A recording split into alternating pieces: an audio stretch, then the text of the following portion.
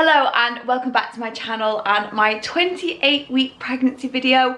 We're actually starting this video on the go because I'm off to my 28-week midwife appointment where baby boy is being measured for the first time. So I'll quickly show you my outfit. I haven't worn this dress in a while and I'm so glad that it still fits me.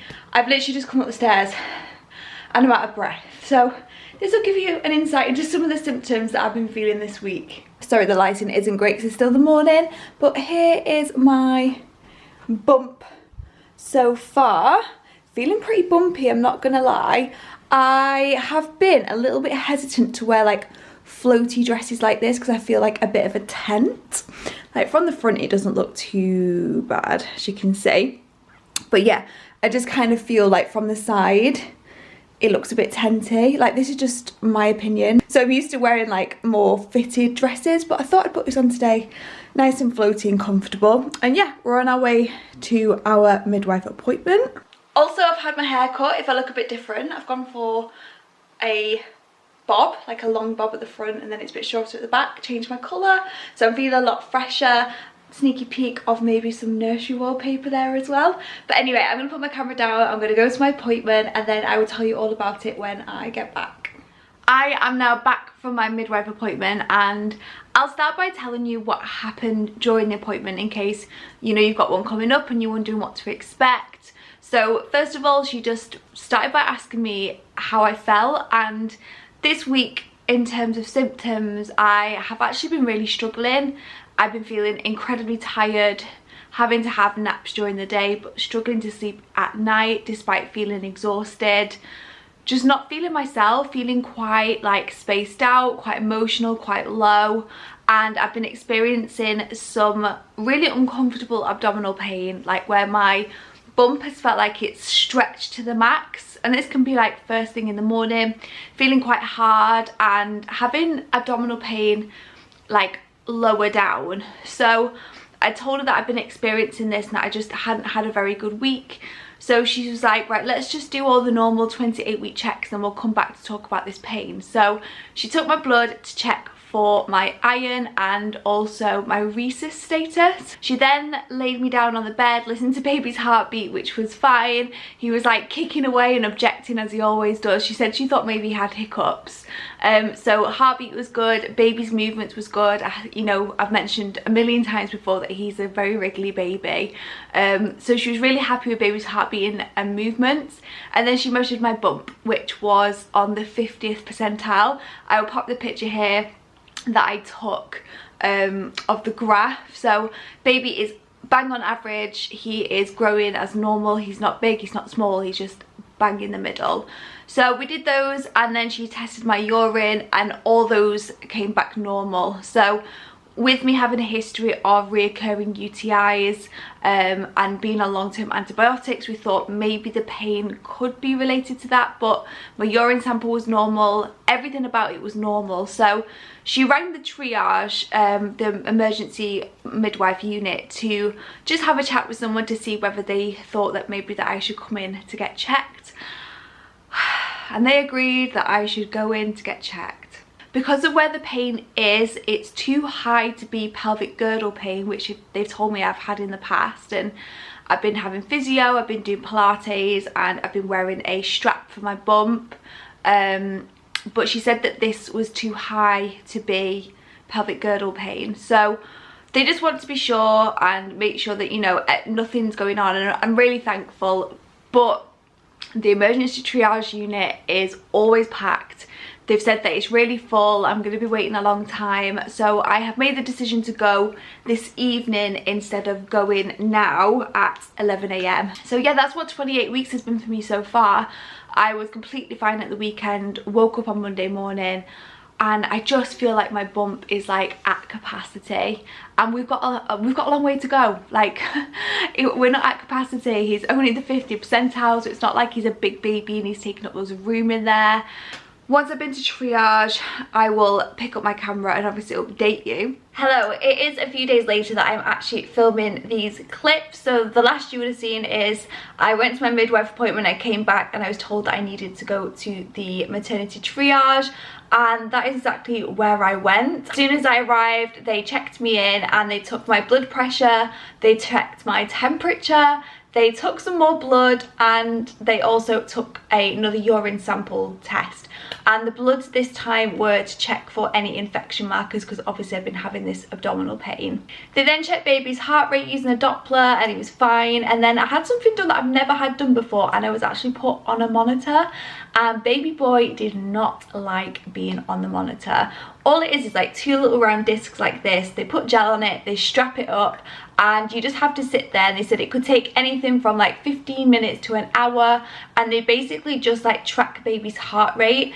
And they do this if you go in with reduced movements, but both myself and the midwife agreed that I don't think we needed to worry about reduced movements, because baby boy was kicking off. Like, you could see like arms and legs, and he doesn't like being cold, he doesn't like cold things being put on him, so he just wasn't very happy. So I actually had to practice some of my hypnobirthing techniques in that moment to try and calm baby down.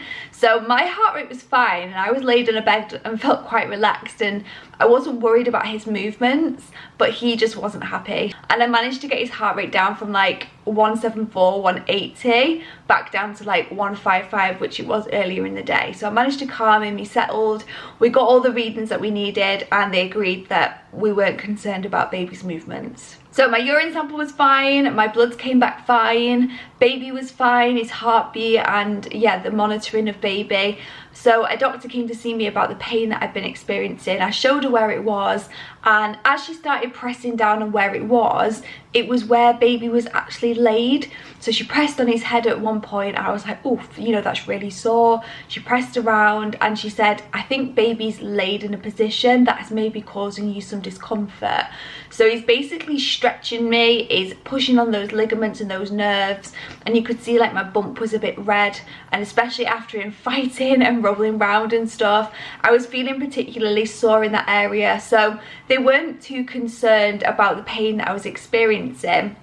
She did offer me an internal examination to check my cervix, but it was kind of one of those things where she offered it because it was like a tick box, but we both agreed that there was no evidence to suggest that my cervix was open. So I decided to opt out of the internal examination because essentially I have a lot of trauma, shall we say, surrounding internal examinations from having endometriosis, having a lot of people like, you know, trying to find out about my endometriosis, and yeah, I've just had a lot of internal examinations over the years, especially when having a miscarriage, and I just couldn't do it. So I didn't want to stress me out, didn't want to stress baby boy out anymore. So I decided to opt out of the internal examination, which she was happy with. So she said, I'm just going to give you some painkillers, you're going to sit here for half an hour, and if those painkillers kick in fine, then I'm happy to send you home. So I was like, fantastic. So she gave me 2 paracetamol and another painkiller that I hadn't had before. I can't remember the name of it, and annoyingly they haven't put it on my file, but I know it began with DI. So I took that. They told me it was completely healthy to take in terms of being pregnant.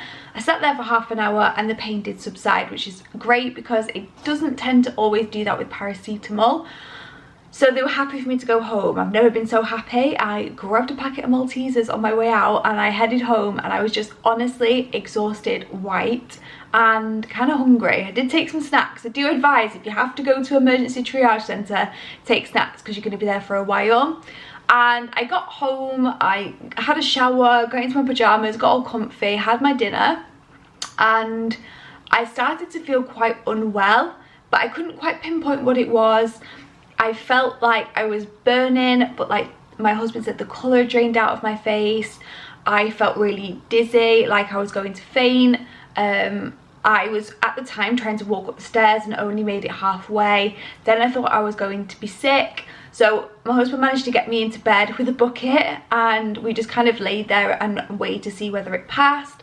I was still feeling incredibly sick. So we think that maybe I had a bit of a reaction to that painkiller that I'd not had before. Luckily I'd only had one, so this did pass after a few hours, but I didn't look well at all. It took a long time that evening for the colour to come back in my face, and I was just profusely sweating throughout the night.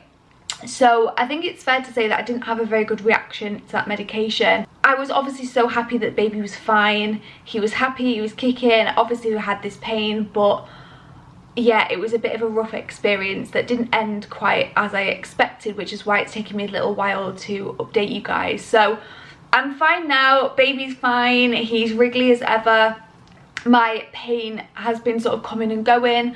I've noticed if I do a lot more like movement, then obviously the pain comes back, or if he has a particularly wriggly day, then the pain comes back. But overall I'm doing okay over the last few days, and I have just been taking paracetamol if it's been a bit painful, but it definitely has settled. So yeah, this video has not been the video that I thought it was going to be. I was just going to update you on my midwife appointment and then a few other fun things, but yeah, that's literally how quickly things can change. You can go from going to a midwife appointment to ending up in the emergency triage. But just to reassure everybody that we're all fine, I'm going to wrap up this video here. Thank you so much for watching, and as I say, I apologise that it's going up a bit later than expected.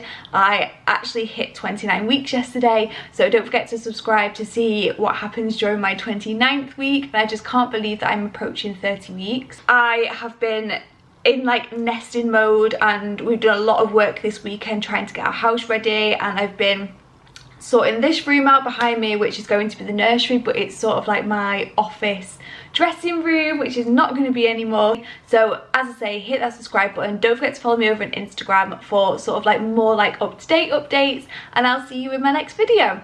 Bye guys.